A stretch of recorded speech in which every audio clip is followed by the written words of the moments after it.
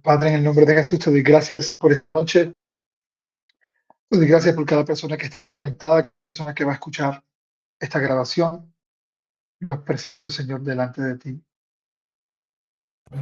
Te pido, Padre, que tú les hables a sus corazones, a aquellos que necesitan escuchar. Cubro con la sangre de este lugar, la persona que está conectada y cada lugar donde ellos se conectan. Lo cubro con la sangre poderosa de mi Señor Jesús y declaro que tu reino se establece, que tu presencia viene, Señor, en esta noche. Que en esta noche nosotros seremos impactados por el poder de tu palabra. Que en esta noche nosotros recibiremos aquello que tú has prometido, que es una palabra que puede cambiar nuestra vida. Te pido, Señor Jesús, háblanos de corazón, a cada corazón. Transforma la vida de cada una de las personas que está aquí, cada una de las personas que me está escuchando. Que su vida en esta noche pueda ser transformada, que su vida en esta noche pueda ser cambiada. Te pido, Espíritu Santo, ven en esta noche a este lugar. Ven sobre mí. Ven sobre cada lugar donde están ellos conectados en esta noche. Ven sobre este lugar donde yo me encuentro. Que tu presencia se haga real aquí. Que tu reino se establezca aquí. Que tu reino remueva y quite, destruya toda obra de Satanás. Que en esta noche tu presencia, Señor, se haga real para cada uno de nosotros. Y yo ato todo principado, toda potestad, toda hueste de maldad, toda fuerza de las tinieblas que se levanta en contra de cada una de las familias que está aquí conectada. Lo declaro sin poder, lo declaro sin autoridad. Declaro que el reino de los cielos se establece en esta noche. Que toda arma forjada que se ha levantado en contra de nosotros no va a prosperar. Que ninguna enfermedad, que ninguna dolencia, que ningún virus va a llevar su cometido. Yo declaro sanidad y desato sanidad sobre cada uno de ustedes. Te pido, Espíritu Santo, abre nuestros oídos, abre nuestros ojos, que en esta noche podamos recibir la palabra de aquello que tú quieres hablarnos.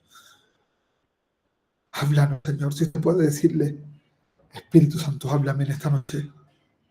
Habla mi vida en esta noche, que yo reciba la palabra correcta, la instrucción exacta para aquello que tú quieres hacer. Abro mi corazón a ti, abro mi vida a ti, para que tú me puedas cambiar, para que tú me puedas convertir en aquello que tú soñaste, que tú planeaste, que yo no sea más lo que hoy soy. Cámbiame, Señor. Transfórmame en yo que tú quieres que yo sea. En el nombre de Jesús. Amén. Y amén. Bendiciones a todos. José, bendiciones. Voy a compartirles este versículo, lo hemos leído muchas veces.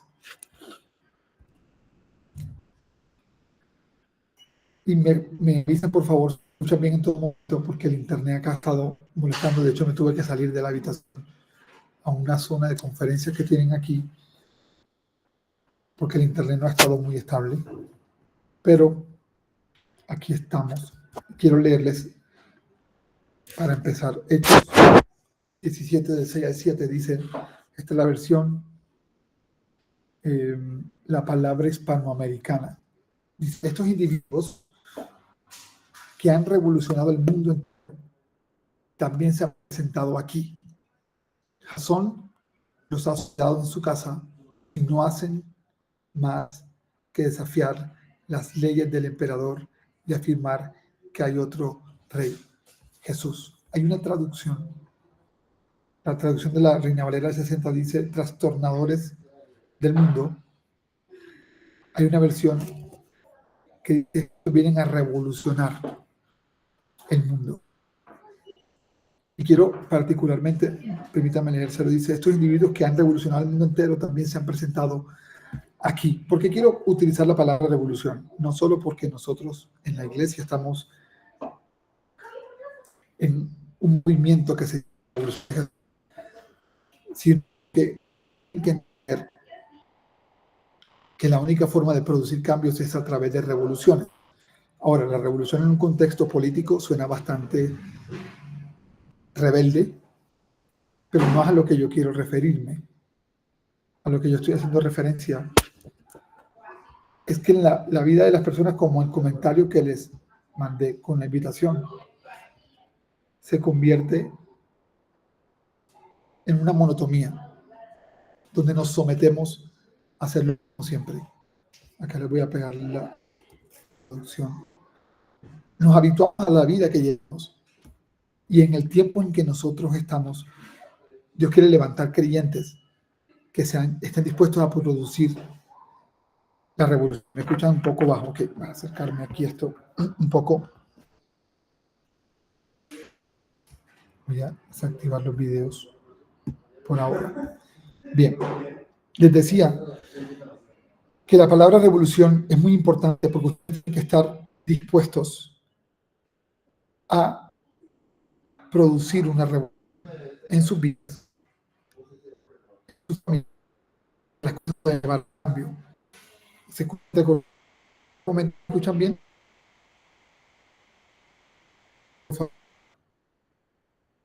Porque acá todo me sale. Ok.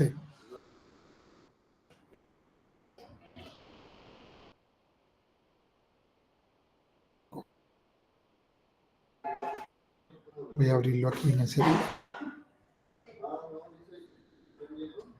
Y yo me paso para. A ver, mejor.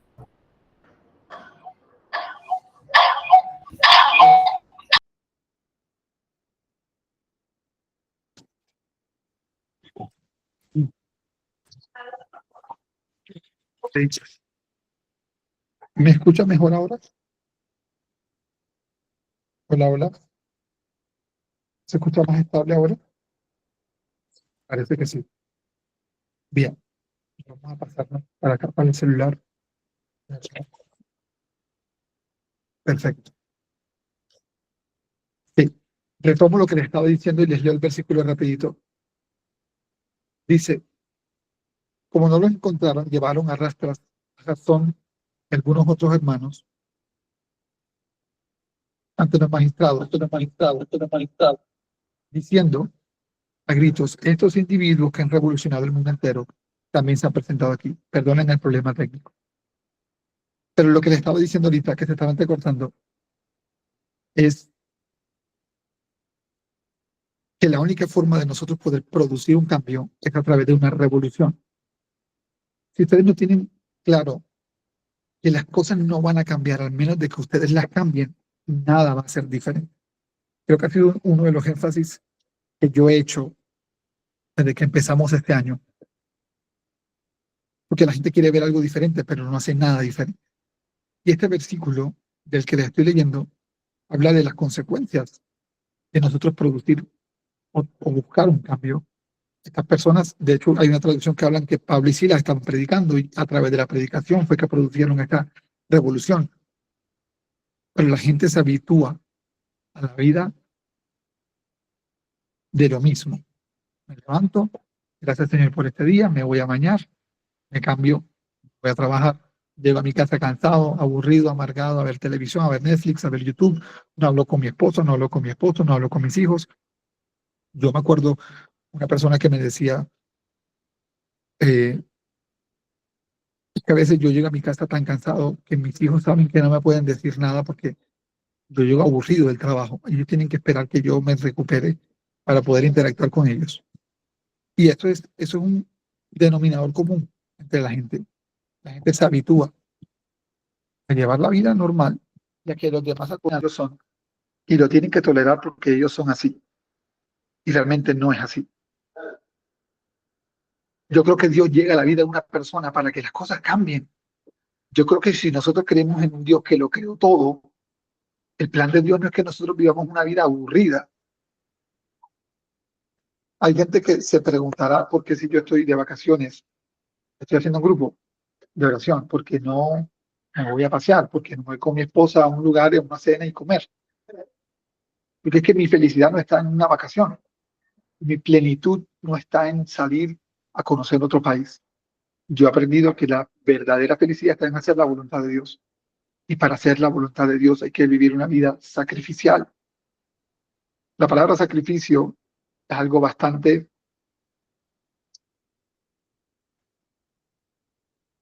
¿Cuál sería la palabra correcta? El significado se ha perdido de lo que realmente es un sacrificio.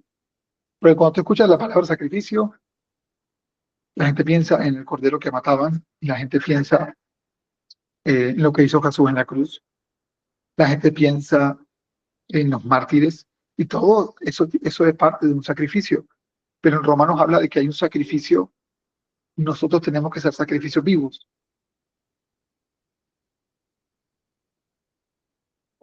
Sacrificarnos a través de lo que queremos tiene una connotación bastante negativa. Porque si yo voy a buscar a Dios, entonces yo no puedo ir a una discoteca a bailar y yo no puedo entonces tomarme mis tragos. Y, pero es que a mí me gusta eso, Juan, y a mí me gusta aquello. Yo quiero disfrutar mi vida, yo quiero hacer mi vida de manera. Hablando ahorita del concierto de Shakira, que mencionaban al principio, que yo tengo familiares que vinieron de Estados Unidos solamente al concierto el fin de semana y se regresan, creo que el lunes o el domingo, no estoy seguro. Todo el mundo está buscando esa satisfacción, esa plenitud, esa llenura, pero lo buscan en las cosas equivocadas. Y ese es el problema. Uno de los conceptos que yo entendí y establecí en mi mente muchos meses atrás es que detrás del sacrificio es donde está la verdadera felicidad. Por eso hay un versículo en Hebreos que dice Jesús, por el gozo puesto delante de él, sufrió la cruz, sufrió muerte de cruz, porque Jesús sabía que detrás del sacrificio vendría una recompensa.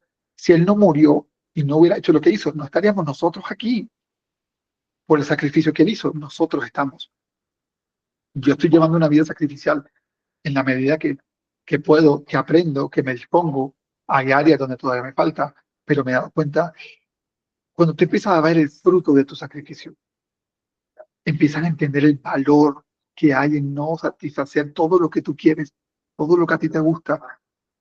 Hay una expresión que yo les he mencionado que hablo mucho con mi esposa y es realmente lo que a mí me gusta o lo que a ti te gusta, no importa, porque los gustos de nosotros usualmente están establecidos bajo patrones de nuestra familia, de nuestra cultura, de nuestros compañeros de trabajo de universidad. Y el gusto que nosotros tenemos establecido a veces no es ni siquiera nuestro gusto real, sino que fue que alguien nos dijo, y el poder de la sugestión, de que alguien te diga, de que alguien te haga comentarios, y eso está persistente en tu mente, eso trastorna lo que tú eres. Muchos de ustedes que me escuchan, algunos de ustedes están aquí por primera vez, algunos de ustedes son mayores que yo, tendrán 40, 50, 60 años, y ustedes creen que su personalidad es como es, y ustedes creen que reaccionan porque ustedes son así, que mi papá era así, y que yo me acostumbré a ser así. Algunos de ustedes ni siquiera se conocen a ustedes mismos, no saben cómo Dios los hizo, no conocen su realidad y por eso viven tan frustrados. Yo pensaba, yo le decía a mi esposa, porque he grabado muchísimos videos de arquitectura de Ciudad de México, es espectacular, es impresionante los edificios que hay aquí, es muy bello, y he grabado un montón de cosas. Yo le decía a mi esposa que yo pensé que yo iba a terminar, yo iba a ser un cinematógrafo y grabar películas, y de hecho he grabado y he hecho cosas de ese tipo, pero cuando yo era más joven, yo pensé que eso era lo único que iba a hacer porque es algo que me apasiona y mi identidad estaba establecida en lo que yo quería hacer. Qué lejos estaba yo de la realidad. Yo había construido un concepto de mí lejos del concepto de Dios, porque veía que eso tenía aceptación, porque lo hacía bien, lo hago bien. Y como lo hago bien, pensaba que ese era mi propósito, simplemente ejecutar algo. Pero el valor de una persona va mucho más allá de lo que hace. Y por eso este versículo, esa traducción me bendice tanto, porque dice, estos individuos que han revolucionado el mundo entero también se han presentado aquí. Tú tienes que revolucionar tu mundo primero, para tu poder ser de impacto para otros. Algunos de ustedes se han acostumbrado a la misma vida y a veces serán papás, serán mamás, tendrán hijos, tendrán familia, tendrán negocios y toda su vida gira en torno a lo que hacen y no saben quiénes son, no conocen su valor porque conectaron todo lo que Ustedes valen a lo que hacen o a lo que tienen. Y no hay nada más peligroso que vivir vinculando tu valor a una actividad o a algo que tienes o aún a tu propia familia. Hay gente que lanza esta expresión. Yo sin mi familia no soy nadie. Yo sin mi mujer no soy nadie. Yo sin mis hijos no soy nadie. Y eso no es verdad. Yo soy alguien sin mi esposa. A mí Dios me dio un valor sin mi esposa. Mi esposa me complementa. Mi esposa me suma. Mi esposa me ayuda a ser mejor. Mi esposa es una bendición, un regalo. Maravilloso tenerla. Pero yo no tengo mi identidad de esposa. La esposa no es la que pagó un precio por mí en la cruz. Y yo entender mi valor me permite darle valor a ella. Y eso es algo que muchas personas fallan, porque como no se valoran, le dan valor a otros más de lo que deberían. Y escúchenme, ustedes, algunos de ustedes han sido instrumento de Satanás para distorsionar el carácter de personas, porque los aman a ellos más que ustedes. Y por ese amor desbalanceado han producido falencias en en el carácter de la persona, que lo lleva a distorsionarse. Cuando Dios estableció los mandamientos, para ya entrar al punto que le quiero compartir, los mandamientos tienen una estructura, tienen un orden de prioridad. El Señor Jesús dijo que la ley se resume en dos. Primero, amar a Dios con toda tu fuerza, con toda tu mente, con toda tu alma, con todo tu ser. Primer mandamiento, Dios primero. Segundo mandamiento, amarás, te amarás primero a ti. Y según el amor que tú te des a ti, con ese amor amarás a tu prójimo. Amarás a tu prójimo como a ti mismo, establece un orden. Tú tienes que amarlo a tu prójimo, a tu vecino, a tu esposa, a tus hijos, pero como tú te amas a ti. Tú nunca puedes dar algo que tú no te estás dando. Tú no vas a poder ayudar a alguien si tú no te cuidas. Nunca podrás dar algo que no tienes. Y hay gente que lo trata de hacer. Esta expresión es muy común. Yo quiero que mis hijos tengan lo que yo nunca tuve. Y no está mal. No está mal aspirar a poder darle oportunidades. Yo quiero darle oportunidades a mis hijos que yo no tuve, pero tiene que tener un balance. Porque si yo no desarrollo el carácter en ellos, van a tener cosas mucho más fácil, evidentemente, porque yo me estoy sacrificando para que ellos no tengan que sacrificarse al mismo nivel en esa área, pero yo tengo que tener el entendimiento de que si yo no los amo a ellos como yo me amo, los voy a destruir. Y si mi amor hacia mí mismo implica que yo me sacrifico, ellos también se van a tener que sacrificar. Y eso es lo que muchos de ustedes no entienden.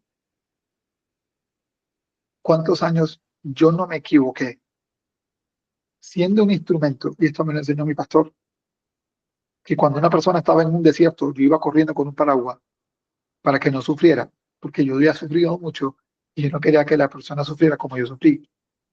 Qué error, qué error, porque el carácter que yo desarrollé en el desierto, le estoy privando la oportunidad a esta persona de desarrollarlo. Y esto se lo quiero enfatizar mucho a los que están casados, a los que tienen relaciones, a los que tienen hijos, o son tíos, familiares. No hagan todo para que la otra persona se sienta bien, porque eso no funciona así. Para yo poder causar una revolución, un cambio, una transformación, algo que sea diferente, tengo que estar dispuesto al sufrimiento. El sufrimiento es parte del amor. De eso es lo primero que implica 1 Corintios 13, cuando describe el amor. Dice, el amor es sufrido. Así que si tú amas a alguien, tú vas a sufrir, pero tú tienes que aprender a amar a otro lo suficiente para permitirle sus sufrimientos y ayudarlo. No estoy diciendo con esto que el sufrimiento tiene que ser algo cruel. No es cruel. El sufrimiento lleva un propósito. El sufrimiento lleva una dirección. Pero tenemos que entender que Dios nos creó para ser una versión que hoy no somos. Yo no soy la versión que Dios quiere que yo sea todavía. Yo me siento más lejos que nunca, porque me he dado cuenta de tanta basura que tenía en mi mente, tanta basura que había en mi corazón, tantas cosas que yo había permitido, que yo había aceptado, que nunca fueron la voluntad de Dios. Pero hoy entiendo que tengo, y por eso voy a la iglesia, tanto, por eso no pierdo un culto, porque entiendo que cada vez que yo estoy en la casa de Dios, tengo la oportunidad, Dios mío, cámbiame, yo estoy aquí porque no estoy completo, hay algo en mí que no está bien. Yo entiendo, Señor, en mi mente y mis pensamientos todavía hay pensamientos podridos, todavía hay cosas que no deberían pasar, todavía tengo reacciones que no debería tener. Y el entender, entre más tú te acercas a Dios, te das cuenta de lo lejos que estás. Y ustedes se acomodaron a vivir la vida de la misma manera, de la misma forma, en una rutina. Están perdiendo su vida. Les hablaba el jueves pasado de las paradojas que hay en la palabra de Dios. Todo es paradójico, porque Jesús dijo que el que quiere ganar su vida, la perderá. Pero el que la pierda por causa de él, ganará esta vida, no solo esta, sino la eterna. Yo tengo que entender que hay cosas que tengo que dejar para que Dios pueda obrar. Y como les dije en la invitación, para ya compartir en los puntos e ir rumbo a finalizar esta reunión, Dios no trabaja solo, Dios no hace nada solo. Ustedes están esperando que Dios intervenga, pero ustedes no están haciendo nada para que Él pueda intervenir. Se levantan, hacen una oración corta. Es que cuando yo mandaba esa invitación, yo veía a algunos de ustedes con los que hablo, cómo hacen lo mismo todos los días. Y desde que los conozco, algunos llevo conociéndolos hace días, otras semanas, otros meses, algunos años, siguen haciendo lo mismo. No hay nada diferente en su vida. No son diferentes. Hay un, hay un hombre de Dios, pues no sé qué tan de Dios sea, pero es un creyente firme en su fe, que es un emprendedor, un hombre de negocios que yo sigo mucho, que se llama Patrick Bet David, que él es un inmigrante de un país árabe, se me escapa el nombre, él vivió en Irán un tiempo, ahora está en Estados Unidos, es un hombre de negocios, él vendió su empresa en más de 200 millones de dólares, tiene muchísimo dinero, pero él habla mucho de Dios, de Jesús, de su fe. Pero a lo que voy es esto, él hizo un comentario iniciando el año en un video que vi, él decía que de aquí a 6 meses él no podía ser su misma versión, él tenía que ser un hombre diferente, que todas las personas con las que él interactuara de aquí a 6 meses tenía que ser diferente, tenían que verlo diferente. Yo hablé con mi padre espiritual semanas atrás, un domingo, o creo que fue un viernes, él habló del mensaje, del poder que hay en ser transformados a través de la palabra, de la exposición a la gloria, cuando nos habló del monte que fue donde Jesús descendió, que se transfiguró, no sé si algunos lo recuerdan. Eso fue un viernes, creo. Yo llegué a su casa, él me hizo varios comentarios, pero una de las cosas que más me marcó es, él decía, si yo sé que a través de la oración y el buscar a Dios y el leer su palabra, Dios me transforma a mí y me da un nivel de gloria a mí, que te va a transformar a ti, ¿por qué yo no lo haría? Él me decía, hijo, yo tengo que ser, era viernes, él me dijo, yo tengo que ser de aquí al domingo diferente para ustedes. Yo tengo que estar en un nivel superior para que cuando nosotros nos encontremos, ustedes tengan la oportunidad de subir a un nuevo nivel.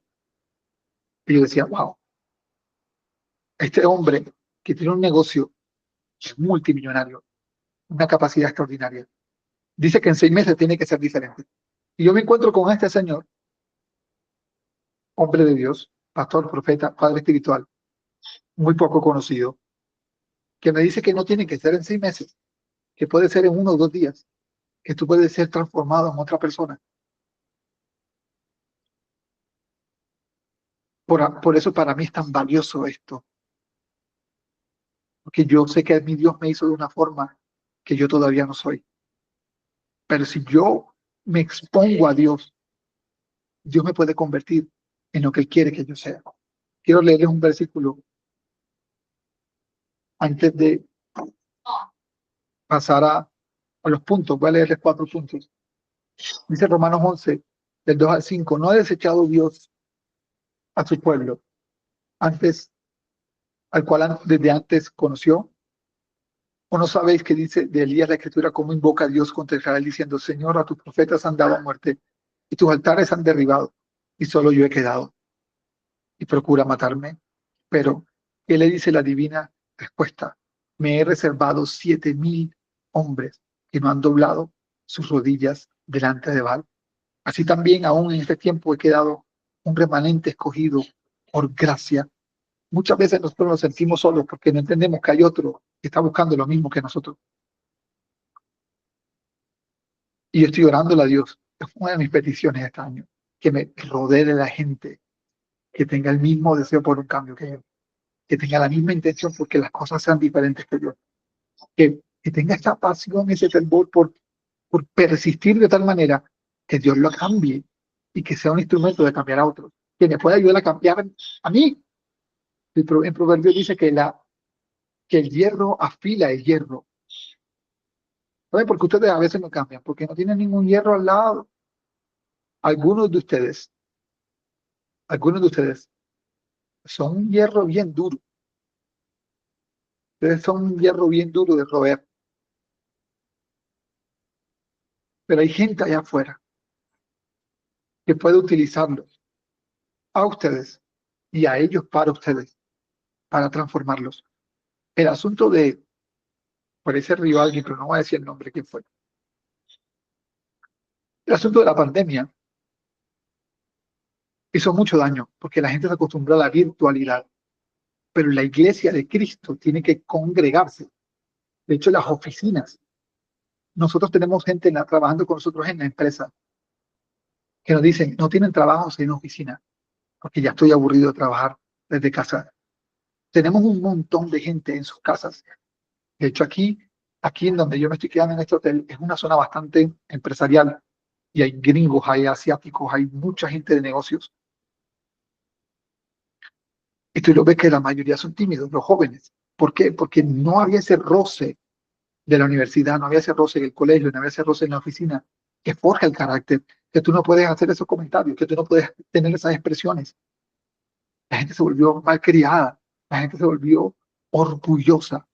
¿Por qué? Porque nadie le dice nada. Están en su casa conectados en un chat, ya terminé mi trabajo, toma, revisa, buen trabajo, excelente, lo hiciste muy bien. Y creen que están bien porque hacen un buen trabajo, pero no se dan cuenta que por dentro están podridos, porque no rozan con nadie.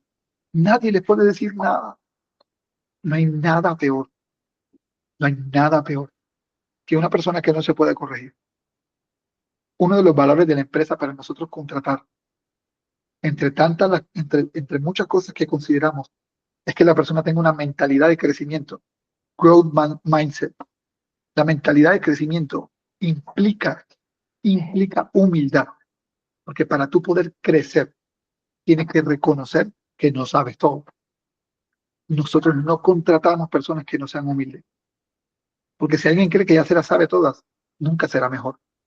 Y su actitud va siempre a hacer daño. Siempre lo hemos visto, porque los contratamos en algún momento. Lo peor que le puede pasar a algunos de ustedes es que no tengan a nadie que les digan lo que está haciendo mal. No, es que Juan, que a mí me molesta, es que escuché una persona que me dijo un comentario una vez, es que cuando a mí me dicen que no puedo hacer algo, se me enciende algo adentro como para hacerlo más, como que se me prende una rebeldía, como que es que a mí no me pueden desafiar. Eso es peligroso. Tú no puedes ser así, porque estás expuesto a que Satanás te tiente, te, te haga correr hacia un abismo y te destruya. Así que en esta introducción que les estoy dando, quiero que ustedes aprendan y entiendan como un fundamento. Y si ustedes quieren ver un cambio este año, tienen que priorizar a Dios, priorizar el cambio en ustedes y luego verán cómo todo se empieza a acomodar. Las cosas no van a ser diferentes. Escúchenme, No me importa lo que ustedes oren. No me importa si ayunan. No me importa siquiera si están yendo a la iglesia. Si ustedes no están buscando a Dios para que los cambie, si no le están reconociendo a Dios, Señor, yo he pecado, Señor, me he equivocado, Señor, le hablé mal a mi esposa, Señor, le hablé mal a mis hijos, Señor, no debí tomar esta actitud. Nada va a cambiar. Dios no interviene en las áreas donde nosotros no lo participamos. No importa si usted ora todos los días. Escúcheme, si usted ora todos los días, pero tiene una actitud endemoniada, usted es grosero, es altivo, nada va a cambiar. Tus hijos no van a cambiar. Nada va a cambiar. Porque todo está amarrado a ti, no a Dios. La gente siempre dice, todo está en las manos de Dios. No, no es así. La Biblia enseña que no es así. La Biblia habla de que el hombre hace planes, el hombre hace planes, pero Dios guía sus pasos. Así que tú tienes un trabajo, tú tienes que planificar y tú tienes que caminar para que Dios te pueda guiar. Pero no que yo, Dios mío, por favor, dame un trabajo, Señor. Te ruego, cámbiame este trabajo que estoy trabajando, no me gusta, no me pagan bien, me maltratan. Pero trabajan mal donde están trabajando, son groseros con su jefe, llegan tarde. ¿Y tú crees que Dios te va a dar otro trabajo para que vayas a hacerlo peor? No, no funciona. Hay un principio del reino de Dios. El que es fiel en lo poco, te la ha puesto en mucho. Si Dios no te ve fiel haciendo lo que estás haciendo, ¿por qué carambas tendría que Dios darte otro trabajo mejor? No estás listo, mi amado, no estás listo para un sueldo más alto. Si tú llegas tarde al trabajo que tienes, si tienes mala actitud, si no lo haces con excelencia, Dios no te va a dar más. Tú no pagas tus deudas, Dios no te va a dar más. Si tú no te pones a cuenta con las personas que les debes, Dios no te va a dar más. No lo va a hacer, porque Dios tiene que verte fiel en el lugar donde tú estás. Si tú no eres fiel en el lugar donde tú estás, Dios no te va a cambiar absolutamente nada de tus circunstancias. Porque hasta que tú no le demuestres a Dios que quiere un cambio, Él no va a cambiar nada. Hay personas, para ya compartirles el primer punto, hay personas con las que yo hablo,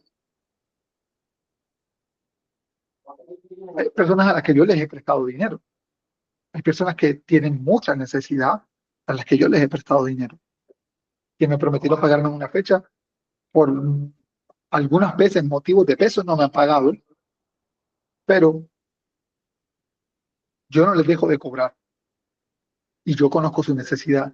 Y puede sonar cruel, muy Juan, pero así, si tú sabes que pasar hambre, tú sabes que no tener para pagar, tú sabes que esto y aquello, sí, yo sé, pero también sé que si la persona, dice la palabra, no se pone a, no ajusta deudas, no ajusta, perdón, cuentas con todos, Dios no lo va a llevar a un nuevo nivel de prosperidad. Yo no estoy diciendo que si no tienes dinero para pagar, paga a mí, no come. No, pero lleguemos a un acuerdo. Porque si tú no estás en acuerdo a mí, conmigo, que yo soy tu deudor, eso te va a cerrar las puertas a ti. Y esto es un mensaje a todos los que tienen deudas. Pónganse a cuentas. Hay bancos a los que yo todavía les debo dinero, con los que estoy negociando, pero yo les contesto todas las llamadas. Les digo, esta es mi capacidad, esta es mi disposición, llegamos a un acuerdo. Si me dicen, no nos sirve, bueno, me llaman de nuevo y seguimos conversando. Yo quiero pagar. ¿Me comprenden? Es ponerme a cuentas, es dar la cara, es no esconderme, es ser responsable. Hay otro principio, que es fiel en lo ajeno, Dios le da lo propio. Si tú no administras bien el dinero que te prestaron, Dios no te va a dar el tuyo. Si tú no cuidas el carro de otro, la moto de otro, el Uber, el InDriver, el bus, Dios te está viendo. Y si tú no eres fiel en lo de otro, Dios no te va a dar lo propio. Tenemos que provocar los cambios. Los cambios no caen del cielo.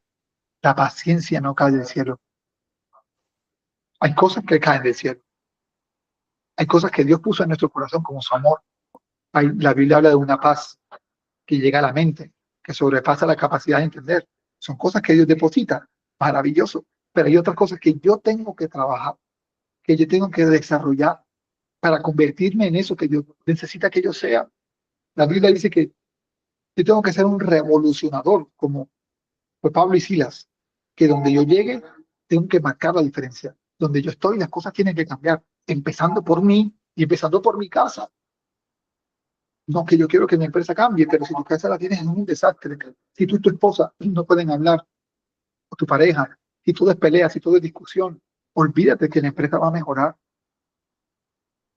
La Biblia, hay un requisito en la Biblia. Dice que para tú ser obispo, para tú servir en la casa de Dios, tú tienes que ser un ejemplo en tu casa. Dice que el que no sabe administrar y ministrar su hogar, no puede administrar la novia de Cristo.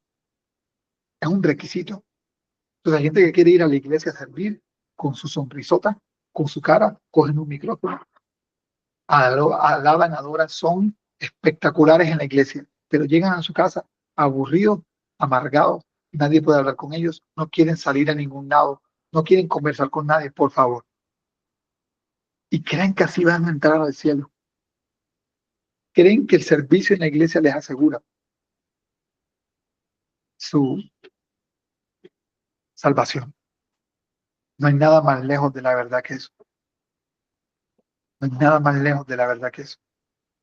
La salvación no tiene que ver con actividad, tiene que ver con conocer a Jesús. El conocer, el conocer. Él dijo, yo los salvé ustedes para que me conozcan, para que estén cerca de mí, de mí. No es hacer. Y créanme, yo hago, pero no es hacer. Se trata de ser. Yo tengo que ser como Él es. Tengo que ser un ejemplo en mi casa primero, después en el trabajo, después en la iglesia, en donde sea. Aquí donde estoy de vacaciones, tengo que ser un ejemplo, porque no es una apariencia. Por favor, no sean hipócritas.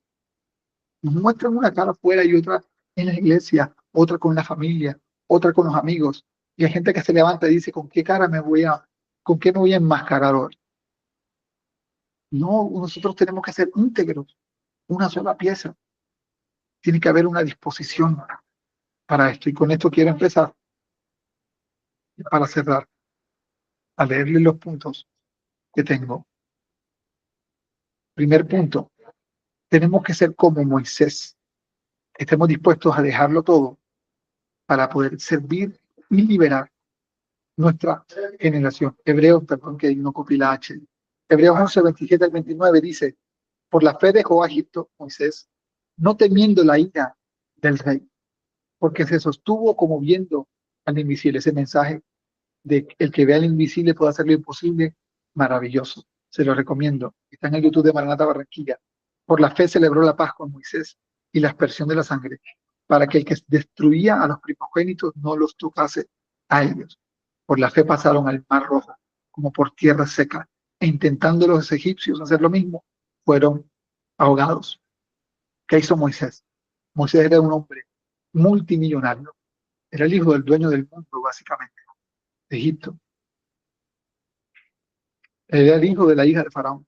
Tenía todo lo que podía tener. No le faltaba nada. Conocía varios idiomas, Moisés, porque a los egipcios, sobre todo a la línea de los faraones, los educaban. Era un excelente peleador. Por eso pudo matar a un egipcio de un golpe. Tenía todo. Pero él entendía que él no había nacido para estar ahí. Moisés, cuando trató de hacer lo que Dios lo llamó a hacer, a su manera, que fue cuando mató al egipcio, se dio cuenta del error que cometió. Y esto nos ha pasado, y me incluyo. Moisés perdió 40 años cuidando las ovejas de su suegro porque perdió su identidad. Su identidad se convirtió en la equivocación que había cometido. Moisés se identificaba como el que había hecho un desastre y nunca más quería regresar a repararlo. Perdió 40 años, Moisés, porque no entendía que Dios quería hacer eso a través de él, pero no a la manera de él, sino a la manera de Dios. Así que Dios se le presenta a Moisés y Dios le enseña a Moisés y Dios llama a Moisés. Claro, como ya Moisés no tiene nada, se volvió tartamudo, no habla bien, no se expresa bien, no es elocuente, se, se distorsionó su imagen, pero como ya no tenía una base que lo hiciera creerse algo que no era, Dios empezó a armar una nueva identidad y Moisés liberó a todo el pueblo, a todo el país de Israel. ¿Cuántos de ustedes, cuántas personas no podrían liberar? Tan solo tomaran la decisión de dejar de vivir la vida como la llevan viviendo y empezaran a vivirla como Dios quiere. Hay gente, esto te lo he dicho tantas veces, a tantas personas, hay gente que solamente ustedes van a poder llegarles. Hay personas que no hay nadie más, solo ustedes. Hay gente que ustedes aman, que solamente ustedes tienen la oportunidad de salvarlos. Solamente ustedes tienen la oportunidad de cambiarlos. Ustedes pueden ser un instrumento. Ustedes pueden ser un instrumento para liberar a la gente. Las luchas que ustedes vencen se convierten en las herramientas que van a liberar a otros mañana. Pero ustedes tienen que disponerse. Ustedes tienen que tomar la decisión, Señor. Yo renuncio a mis sueños, a mis planes, a mis deseos, por los tuyos. ¿Qué quieres tú hacer? ¿Cómo tú quieres que yo viva? Allí es donde está la plenitud. Es ahí donde está la felicidad. Tenemos que ser como Moisés, dispuesto aún a rechazar cosas. En el versículo que les leí ahorita de Hechos, dice en la versión del Reina Valera, estos contravienen los decretos de César diciendo que hay otro rey, Jesús. El liberar a otros implica decirles cosas que van en contra de la corriente del mundo. Yo di una capacitación de finanzas en la empresa y les compartí el presupuesto, mi Excel, de mi presupuesto personal de cómo yo lo manejo. Y yo les decía que en mi vida hay cosas que no son negociables. Primera cosa que no es negociable es el diezmo y la ofrenda. Es lo primero que yo doy. Esa es mi prioridad. Eso es un principio del reino. Pero yo no dejé de mencionarlo. Es que yo le iba a hablar a gente que no es cristiana, gente que no es de fe. A mí no me importa, porque yo no sigo el patrón ni las de este mundo. Yo sigo las leyes de Dios. Yo estoy aquí porque Dios me permite estar aquí. Y yo tengo que honrarlo a Él en todo lo que yo hago. Pero yo no puedo suavizar lo que yo creo, ni alterar lo que yo creo para caerle bien a alguien, que se sienta bien el otro. Ni siquiera con mi propia esposa lo hago. Hay un estándar que Dios me exige a mí. Yo no lo voy a cambiar por nadie. Ese sacrificio va a traer libertad a otro. Porque yo sé que hay gente, algunos de ustedes, yo sé que hay gente que a mí me ve.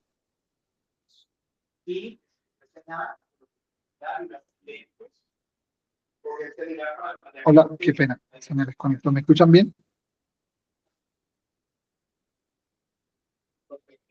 Ok. Yo sé que hay gente que a mí me ve, pero si yo altero lo que yo soy para caerle bien a alguien, para encajar, pierdo el propósito de ser sal. La sal la echan en lugares que se quiere evitar la putrefacción. La sal en un salero se ve bonita, pero no sirve. Yo tengo que echar, la sal se echa donde las cosas se pueden pudrir. Si yo dejo de ser sal, si yo dejo de salar, pierdo mi propósito. Así que yo he tomado una decisión como Moisés. Y es mi invitación a ustedes esta noche, que tomen la decisión que tomó Moisés. Determínense a sacrificarse para poder liberar a otros. Tomen la decisión de vivir de tal manera que ustedes puedan ser un instrumento para liberar a otros. Que no sean más, que no los vean de la misma forma. Por favor, yo no sé si ustedes están aburridos de la vida que llevan. Yo me aburrí de mí, de mi forma de pensar, de mi forma de actuar, de mi forma de reaccionar, de mi mente limitada, de mi capacidad limitada, de mis recursos limitados. Y yo empecé a orarle a Dios, Señor, cámbiame, muéstrame, ¿qué estoy haciendo mal? ¿Qué tengo que dejar de hacer? ¿Dónde estoy fallando? Señor, ¿por qué estoy pensando esto? Señor, ¿qué hice yo mal? ¿Dónde me equivoqué? Estaba escuchando algo. Estoy estudiando un doctor, de hecho es mexicano, un doctor científico, se llama David, creo que Duarte, David Duarte, un médico científico, y él hablaba, él estudia el cáncer, lleva más de una década estudiando el cáncer, y él decía que el cáncer se producía usualmente en la tercera generación, que era un patrón que para que el cáncer se produjera, tiene que haber un evento que lo causara. Y él hablaba que el cáncer es una célula que pierde su propósito. Las células, cuando el embrión nace, se empiezan a formar y las células empiezan a decidir o a moverse a lo que fueron diseñadas para hacer. Hay células que se vuelven corazón, hay células que se vuelven páncreas, hay células que se vuelven estómago, células que se vuelven cerebro, pulmones. Cada célula se va convirtiendo en lo que fue diseñada para hacer. Pero hay una célula que es sana, que es fuerte, pero que se vuelve rebelde. Estas son las palabras del médico. Este médico no es cristiano. Él dice, hay una célula que se vuelve rebelde y al perder su forma y su propósito, se convierte en un cáncer. Pero él decía que el cáncer nace de eventos de 2 generaciones atrás. Es decir, y puso un caso, miren qué interesante, puso un caso de una joven que la estaba teniendo porque le está buscando la cura al cáncer. Él dice que todos los diabéticos que él ha tratado se han curado, porque la diabetes tiene que ver con nutrición, pero eso no es el tema. A lo que voy con el tema del cáncer, hay un libro de Derek Prince, Bendición y Maldición, que habla sobre esto y explica cómo ser libre de muchas cosas. Él decía que la bisabuela de esta mujer que tenía cáncer fue, su esposo fue infiel y la maltrataba físicamente, la golpeaba a la bisabuela. A la bisabuela no le dio cáncer. A su abuelo, también le fue infiel y también la maltrató físicamente. La abuela de ella tenía artritis. Cuando llegamos a ella, su pareja le fue infiel y la maltrataba, pero en el caso de ella desarrolló un cáncer. Y él explicaba cómo no hay manera que el cáncer se produzca si no hay un evento, algo que sea un trigger, un catalizador. ¿Por qué les estoy mencionando esto? Porque nosotros hoy somos una generación, pero hay una generación que viene después, que si nosotros decidimos hoy, podemos liberarla de cosas con las que nosotros hemos luchado tantos años. Yo no quiero que mis hijos luchen con las luchas que yo tuve. Yo quiero romper las maldiciones con las que nací. Por favor, qué bendición mi mamá que está aquí conectada. Mi familia toda alcohólica, tanto de parte de papá como de parte de mi mamá, todos mis tíos, todos, incluyendo mis papás, bebían mucho alcohol. Mi papá bebía mucho alcohol. Mi mamá un día tomó y le hizo un voto a Dios cuando se separó de mi papá. Eso es parte de mi testimonio. En mi canal de YouTube está un resumen más o menos de mi testimonio. Mi mamá dijo, yo no voy a tomar más, Señor, si tú haces esto y esto y esto. Y mi mamá rompió con esa maldición.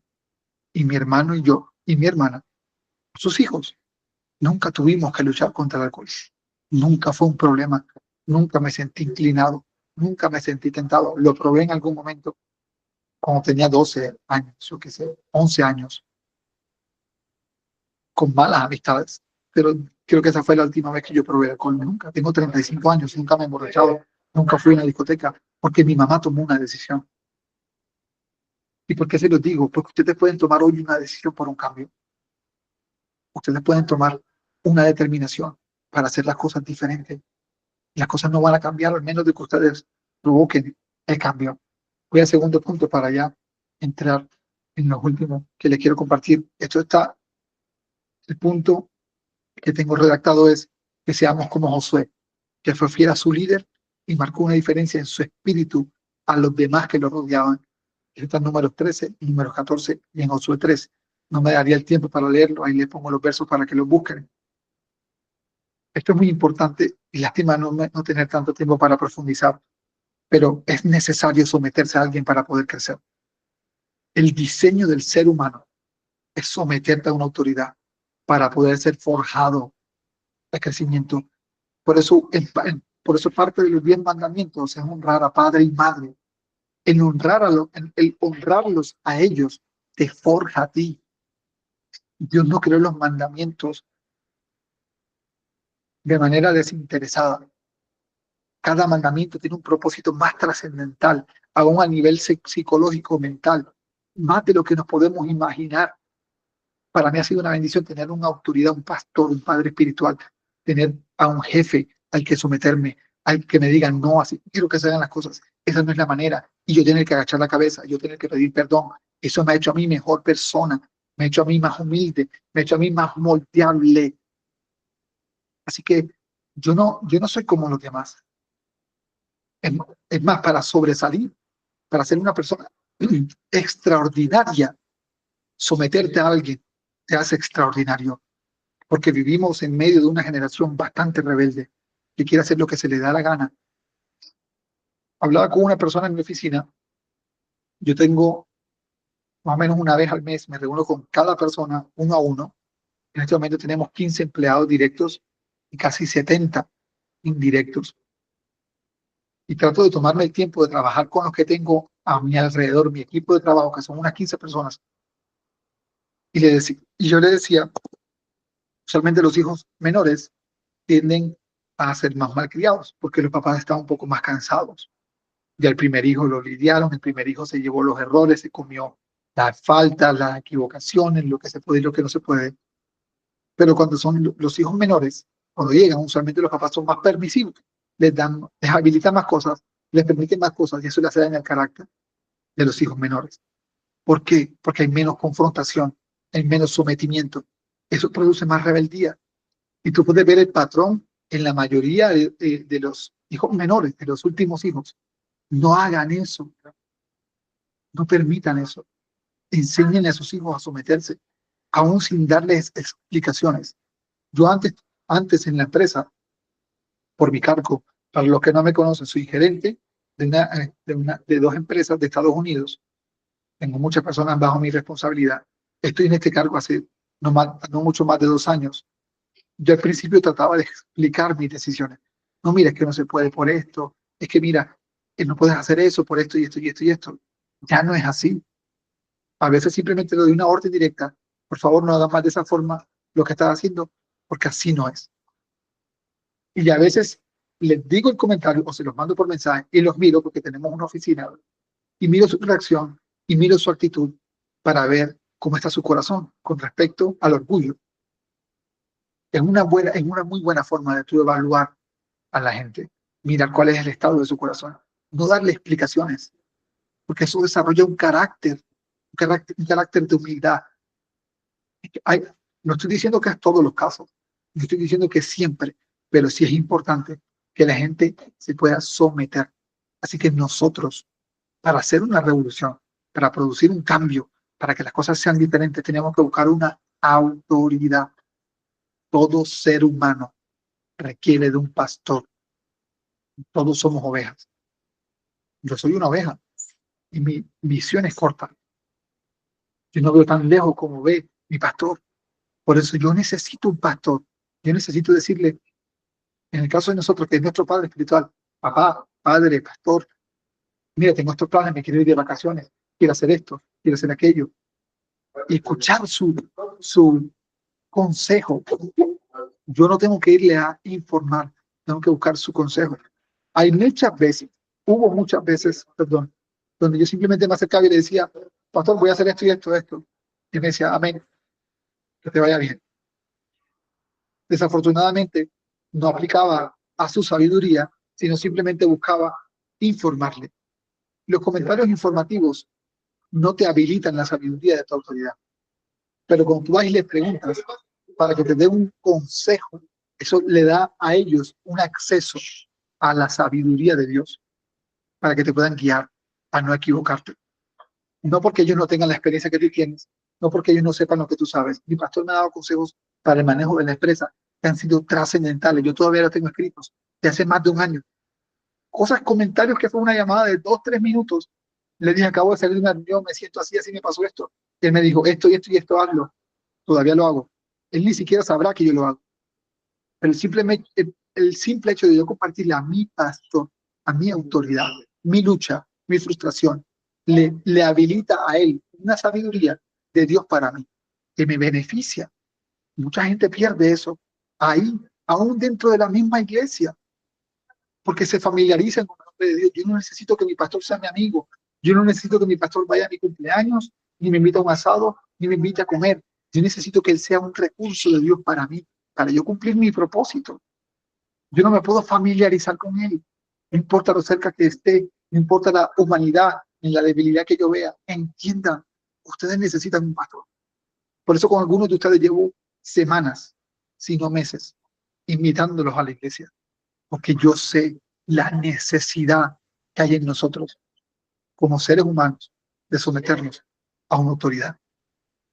Paso al tercer punto, penúltimo punto para terminar. Tenemos que ser valientes como David, que pelearon contra aquellos enemigos que menospreciaban y querían matar al pueblo de Dios. Primera de Samuel 17:26 dice, entonces habló David a los que estaban junto a él, diciendo, ¿qué harán? ¿Qué harán al hombre que venciera a este filisteo y quitara el oprobio de Israel? Porque ¿quién es este filisteo incircunciso para que provoque a los escuadrones del Dios viviente? Los cristianos de hoy en día son, perdónenme, no todos, pero hay muchos que son cobardes, que ven en redes sociales comentarios. Yo tengo estudiantes de mi academia, gente que tengo un aprecio, que quiero que esperen que les vaya bien, pero he visto comentarios contra la iglesia. Y yo le comento, y yo digo, eso no es así, las cosas no son de esa manera. Y yo tengo la autoridad, no solo moral, sino natural, por la plataforma que Dios me ha permitido tener, para tener la contundencia de que lo que Él dice, lo que Él publica, lo que Él comparte, no es de Dios, y no es real, no es la iglesia de Cristo. Yo no me puedo quedar callado cuando veo que las cosas de Dios, de mi Dios, al que yo le sirvo, al que yo busco, el que me tiene donde yo estoy, se están menospreciando. Yo tengo que ser una voz. Yo nunca podré separar lo que Dios ha hecho con el lugar donde yo estoy. Si ustedes escuchan comentarios, aún de su familia, aún en la empresa, y ustedes se quedan callados sabiendo que debieron hablar, están abriendo las puertas a Satanás, están permitiendo que se menosprecie lo que Jesús hizo por nosotros en la cruz. Nosotros no podemos ser de esa forma. Termino con el cuarto punto. Tenemos que ser como Pablo, como Pedro, como Juan, como Esteban, que dejaron todo para seguir a Jesús y vivieron para testificar de él con gran denuedo. Eso está en Hechos 5, 17 y 6. No lo voy a leer por causa del tiempo, pero es tomar una posición radical. Esto no es negociable. Mi fe no es negociable. A mí no me pueden comprar. A mí no me pueden ofrecer algo para que yo deje de ser lo que se supone que yo tengo que hacer para Dios. Y ustedes tienen que entender el valor que hay en servir a Dios sin importar las consecuencias. Mi esposa puso en su estado algo que pasó en la República del Congo, donde en una iglesia, un grupo islámico secuestró 70 cristianos. Estuvieron secuestrados por un día, pero como ninguno quiso negar a Jesús, a los 70 los decapitaron al otro día. Usted sabe que usted un día llegar a la iglesia y nunca más salir. De pronto algunos fueron solos y sus familias estaban en su casa y nunca más regresaron. Les cortaron la cabeza por lo que creían. Y la gente dice que su vida es muy difícil. La gente está en la iglesia y se frustra. Es que no me saludaron, es que el pastor no me saluda, es que no me han puesto a servir, es que no me dieron un micrófono, es que no me dieron un instrumento, es que no me pidieron una cámara. Y por eso se daña el corazón. Y por eso no van más a la iglesia. Dios no tiene la culpa. Nosotros tenemos que estar dispuestos a dejarlo todo por seguir a Jesús. Cuando entendí que yo soy administrador de lo que tengo y yo no soy dueño de lo que tengo, empecé a vivir mi vida muy diferente. Porque yo tengo que estar disponible para cuando Dios me llame, hacer lo que tenga que hacer. Y ustedes también. Quiero dejarles 7 puntos. Voy a leerlos nada más, porque no me da el tiempo para compartirlos. Son rápidos. Dice, falta el 6 completo. El 7. Aquellos que revolucionan sus vidas y el mundo donde ellos están son gente que está llena del Espíritu Santo y saben que la revolución empieza en el lugar de oración, en lo secreto, no en lo público. Son gente que contravienen los decretos del príncipe de este mundo y no se ponen de acuerdo con ellos. No me importa lo que el mundo diga, yo tengo un estándar que no se va a cambiar. Son gente que viven por anunciar que hay otro reino cuyo rey es Jesús. Yo me someto primero a él antes que a los hombres. Son gente que no les importa aún entregar su propia vida por una causa más grande que ellos. Entregar mi vida no es solo que me corten la cabeza. Entregar mi vida es estar de vacaciones y hacer lo que Dios me manda que yo tengo que hacer. Entregar mi vida y llegar a mi casa cansado, frustrado y con lo que sea, pero ser un ejemplo del amor de Dios con mi familia. 5. Viven para servir a su generación. No priorizan sus sueños, no priorizo mis deseos, mis necesidades, y los tengo y lo planifico y lo proyecto, pero no es lo primero. Lo primero es lo que yo quiero hacer en medio de la generación en la que yo estoy. 6. Donde llegan las cosas no se quedan iguales. Causan una influencia en el mundo espiritual. Donde yo estoy, las cosas tienen que ser diferentes. Donde yo llegue, las cosas tienen que ser diferentes. 7. Y último, son la respuesta de Dios a su generación. Ahí está un versículo para cada cosa. Josué 3:9 dice, estos clamaron los hijos, entonces clamaron los hijos de Israel a Jehová, y Jehová levantó un libertador a los hijos de Israel y los libró. Esto es Otoniel, hijo de Finaz, hermano menor de Caleb. Hay gente que está orando para que tú vayas a liberarlo. Para algunos de ustedes, yo soy su respuesta. Ustedes han orado a Dios. Yo puedo ser un instrumento para liberarlos, para sacarlos del lugar donde están y sean acercados a la voluntad de Dios. Pero entiendan, ustedes tienen una responsabilidad en esto. Ustedes Dios los llamó. Ustedes Dios los quiere usar. Y Dios necesita que ustedes respondan. Padre, te damos gracias en esta noche por tu palabra. Padre, yo te pido que cada persona que está aquí conectada y cada persona que ha escuchado esta administración, que cada persona que sea dispuesto a recibir tu palabra tenga la oportunidad de convertirse en aquello que tú soñaste, Señor. Abre sus ojos, abre sus oídos, que se conviertan en revolucionadores, en trastornadores, en esas personas que pueden cambiar primero su mundo y luego el mundo que los rodea, que se conviertan en testimonio vivo de lo que tú puedes hacer, que salgan de su comodidad, que se sacrifiquen por el cambio que quieren tener. Yo los bendigo y declaro que ustedes son buena tierra. Esta palabra dará fruto al 30, al 60 y al 100 por uno. Que no se van a quedar igual que como están, sino que serán transformados aquello que Dios los llama a hacer. En el nombre de Jesús. Amén. Y amén.